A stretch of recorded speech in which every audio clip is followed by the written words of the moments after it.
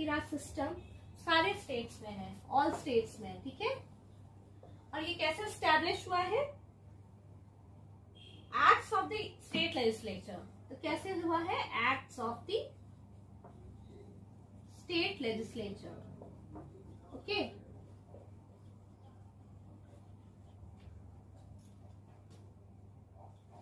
Grass root level में भी हमारा हमारा गवर्नमेंट हो, सेल्फ गवर्नमेंट हो, उसके लिए ये पंचायती राज सिस्टम को स्टार्ट किया गया है, ठीक है, ताकि हम लोग नीचे से ऊपर तक गवर्नमेंट्स को फील कर सके, गवर्नमेंट को फील कर सके, ठीक है। कोई भी पार्ट ऑफ आवर इकोसिस्टम, कोई भी part of our democratic India छूटे ना, इसके लिए ये लोकल सेल्फ गवर्नमेंट भी स्टैब्लिश किया गया, that is Panchayati Raj.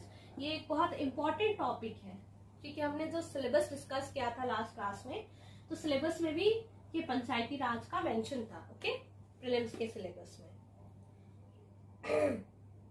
It was constitutionalized through the 73rd Constitutional Amendment Act of 1992.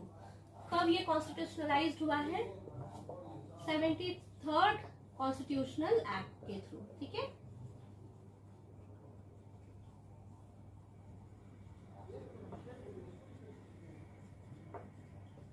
ठीक है, ये एक इम्पोर्टेंट, ये जो सारी चीजें हैं ये इम्पोर्टेंट पॉइंट्स है इसके बारे में। For the introduction part of पंचायती राज, ये क्या है?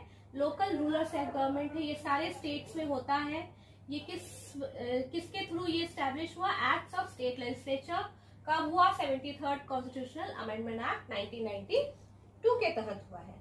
In the scheme of division of powers between the center and the states in the Indian federal system, the item of local government is given to the states. So ये जो item है local government, ये किसके पास है? State के पास है, okay.